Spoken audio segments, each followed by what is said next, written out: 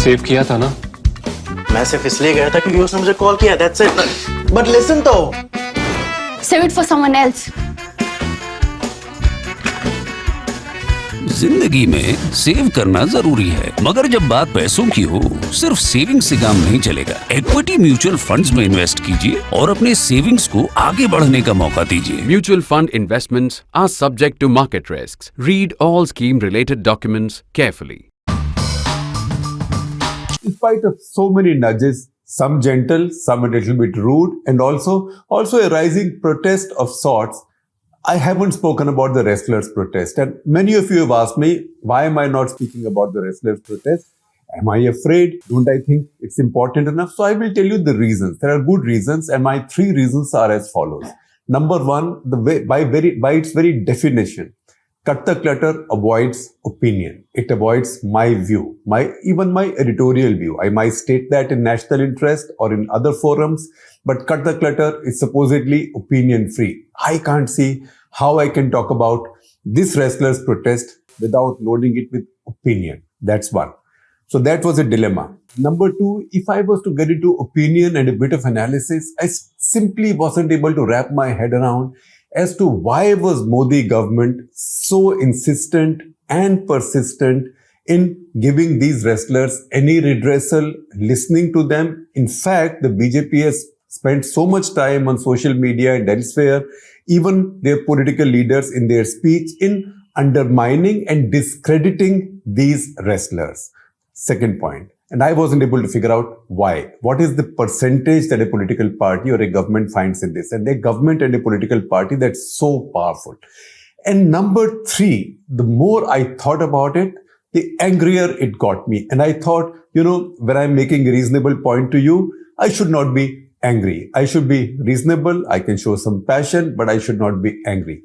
After what has happened now, the latest crackdown on them by Delhi police, their removal from Jantar Mantar and registration of cases against them, I think I cannot avoid it. You will see the episode of Cut the Clutter on the wrestlers issue that you've been asking for. There will be a bunch of opinion here and there. There might be a little bit of passion. I will try and avoid anger. But remember, this will be an opinionated Cut the Clutter. And to that extent, not a classical Cut the Clutter. Classical Cut the Clutter is quite anodyne and only factual, lifting the layers from facts and complexities. This will have some passion thrown in as well. Because you know what? When it comes to sport, passion comes to us naturally. So how do I organize this? So I thought I'll organize this in 2 sections. One section I will talk about, not about wrestling. I don't have to tell you about how many minutes, how many rounds, how does wrestling take place.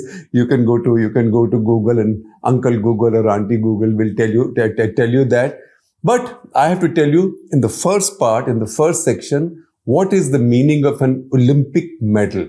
Any Olympic medal for a country like India.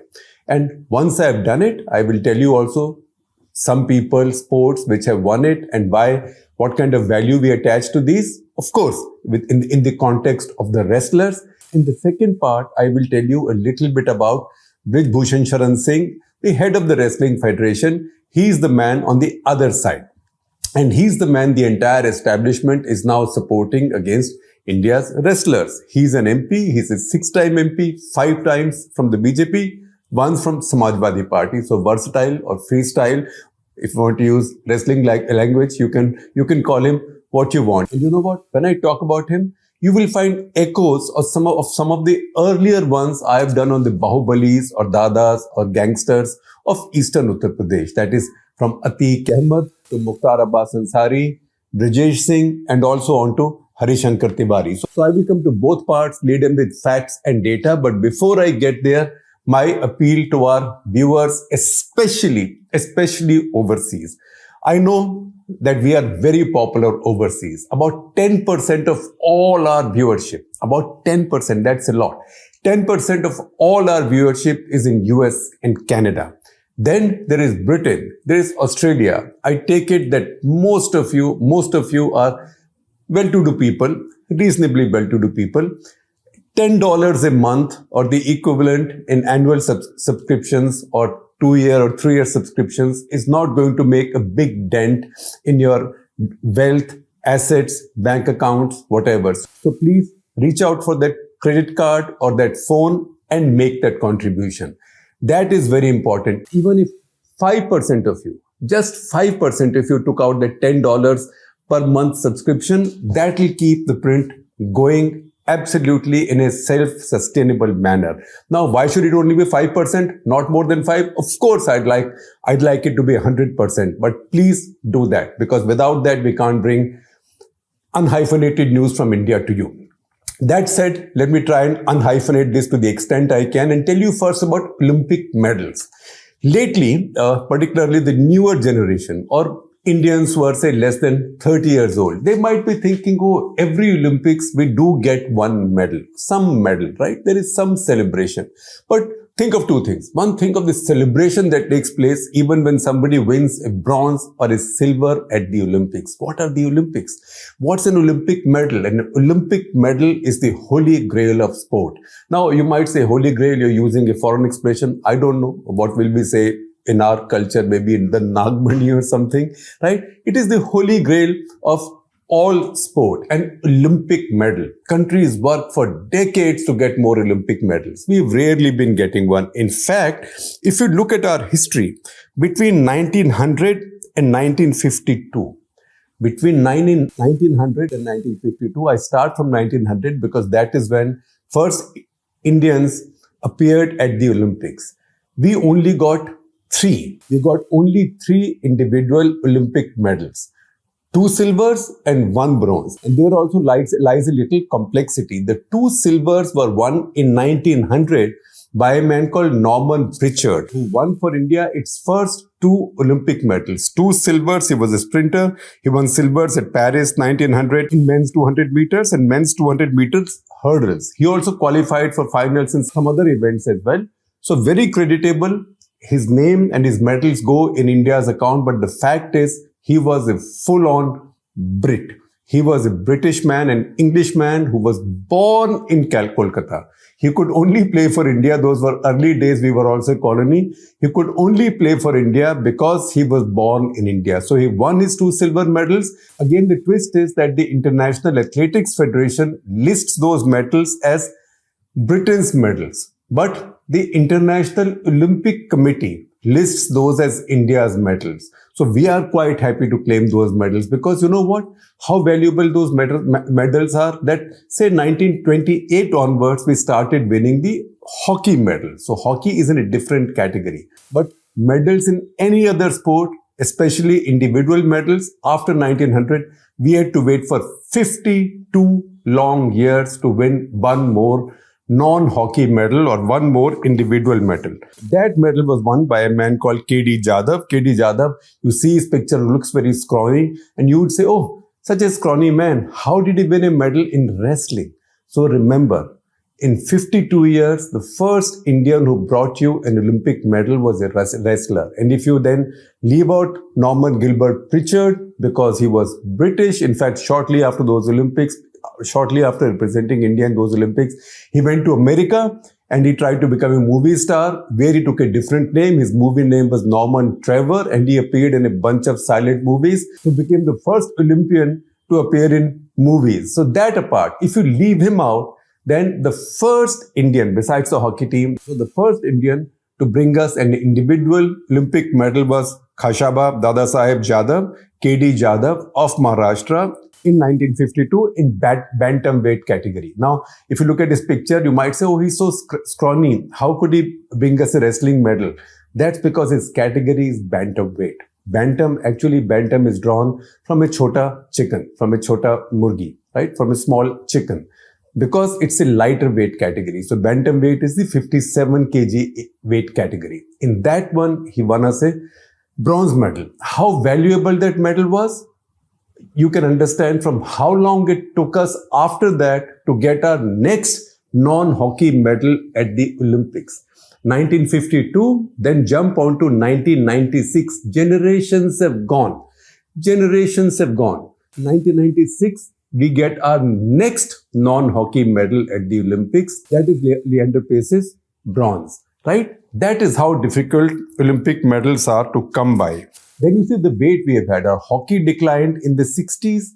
68 we got a bronze, 72 at Munich, 68 Mexico we got a bronze, 72 at Munich we got a bronze. Munich, remember, was the Olympics where the massacre of Israeli athletes took place.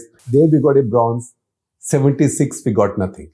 Between 72 to 1980 we got no medals at the Olympics. 1980 we got our hockey gold.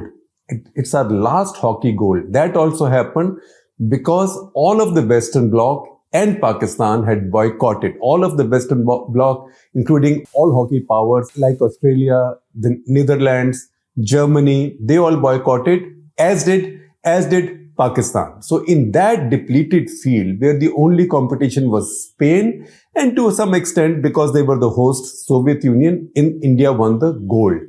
After that, again for 84 Olympics, 88 Olympics, 92 Olympics, we won nothing. In fact, even for hockey, we won a bronze only in the last one in 2020 at Tokyo. That's how difficult it has become to win medals at the Olympics. Now, if you look at all of India's medals at the Olympics, all of India's medals at the Olympics in 28 Olympics since 1900, in 1990, India has won 35 medals, including 2 of Englishman Norman Gilbert Pritchard's, right? So say 33, but all right. I'll give ourselves grace marks and say 35. So 35 medals over 28 Olympics and 120 years until the last Olympics, Tokyo 2020.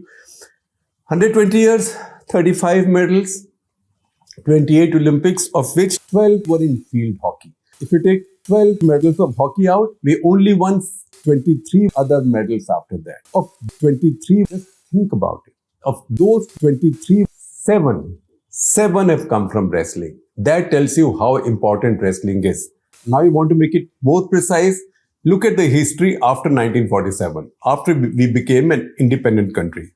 Since 1947, India has won 30 medals overall at the Olympics. Just 30 medals. Of these 30, 9 have come from hockey, or what is called as field hockey internationally. We just call it hockey because we don't have much ice hockey. So field hockey, 9. Where have the remaining 21 come from?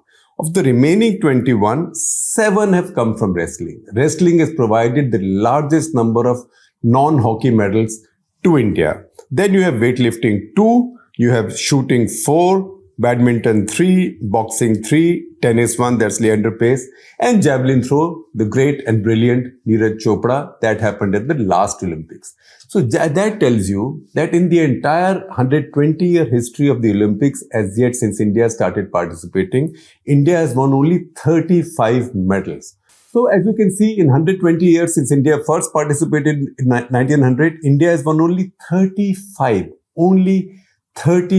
Olympic medals of any kind. If you take out 12 of hockey, then it leaves very little out. And then of the rest, 7 is just wrestling. Since 1947, 30 medals, 9 for hockey, 7 for wrestling. And the rest also, if you look at the other medals, these have mostly come, barring say tennis and badminton to some extent, and fully shooting. Almost all of the others have come from sport where people from rural India, from people from India's underclass, from non-English speaking India, they come and play. In fact, if you look at these medals, 7 from wrestling, 2 from weightlifting, that is 9, 3 from boxing, that is 12. 12 comes from physical sports. 10 medals come from contact sports or combat sports, also you can call them, wrestling and boxing, and 2 from weightlifting, which is again a sport of strength. Now, you can also see, if you see the profile of all these medal winners, all of them come from rural India. They are not very articulate, particularly not in English. They don't have much support in the English language media. They are not known very well among the elites of the country. Our news channels, they talk about them, they interview their parents. In fact, they take their cameras to their homes when they're fighting their final bouts, etc., etc.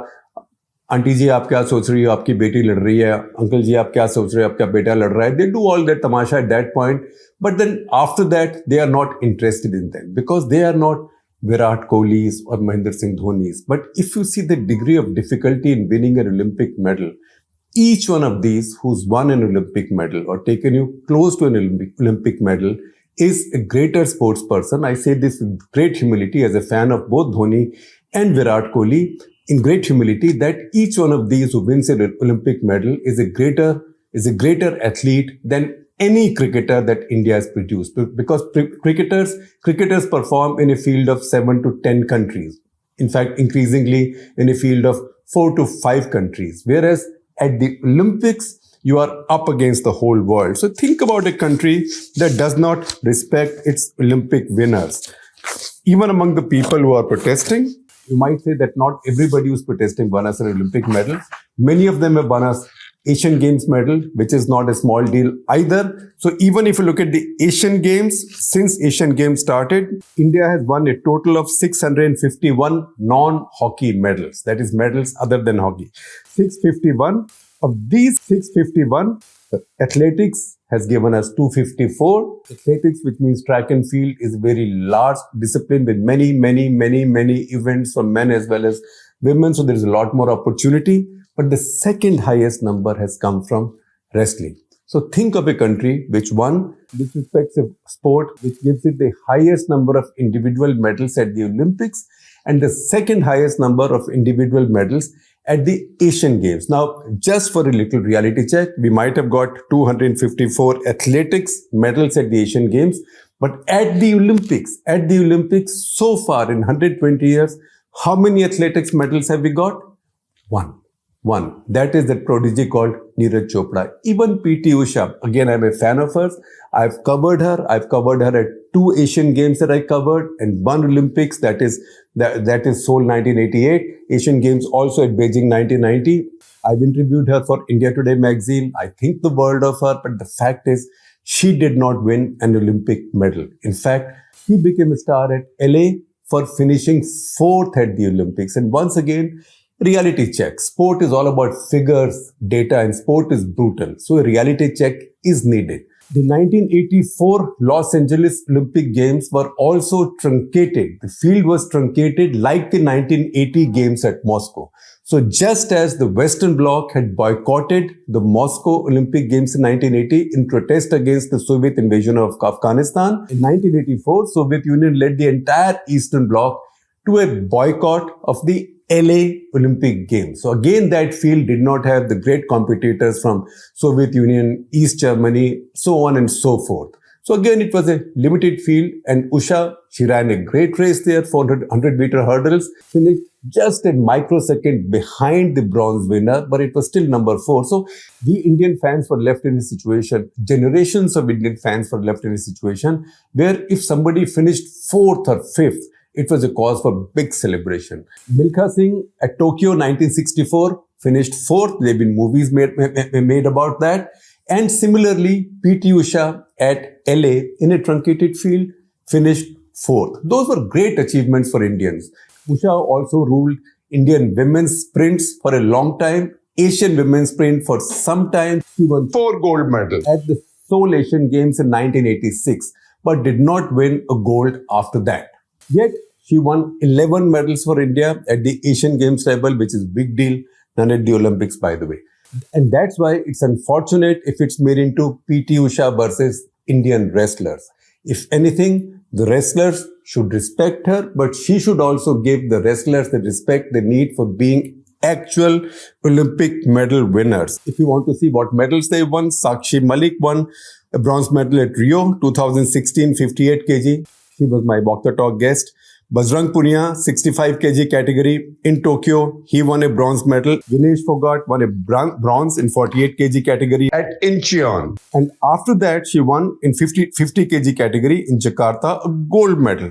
Similarly, Punia started with a silver in 61 kg category at Incheon. Then at Jakarta, won a gold in 65 kg category.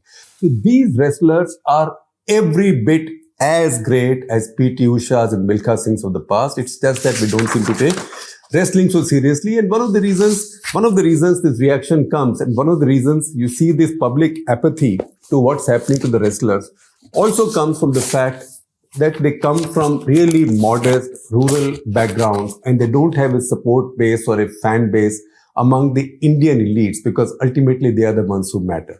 I'm shocked and angered when people make fun of the way they conduct themselves, their lack of sophistication in front of the camera, also the way they speak, their accents, etc. But the fact is, each one of them has fought bouts against the best in the world, and then they give everything. And if you see them on the mat, they are quicksilver. So once again, some respect for them. Now the person they are up against. I told you there'll be two parts of this.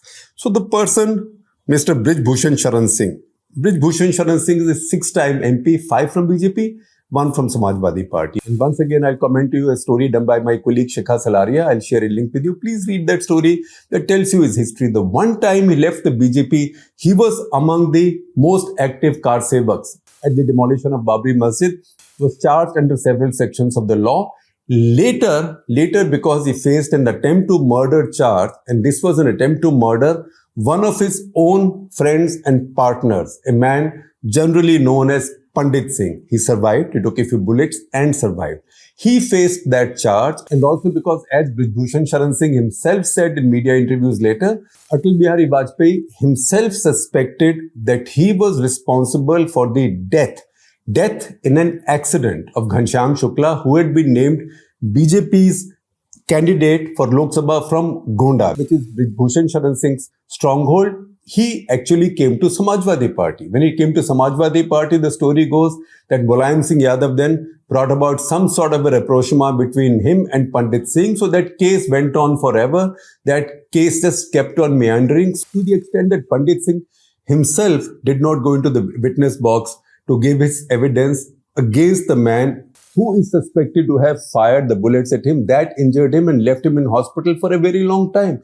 Obviously, partly because there had been some kind of a truce brokered by Mulayam Singh Yadav, and also because jiski lathi uski bhais, particularly in eastern Uttar Pradesh. Now, if you ask people in his village, as Shekhar's story tells you, most people say, also the family of his victims tell you that, look, this happened because all witnesses turned hostile. So there was no question of his ever having been convicted. This case, however, died a natural death.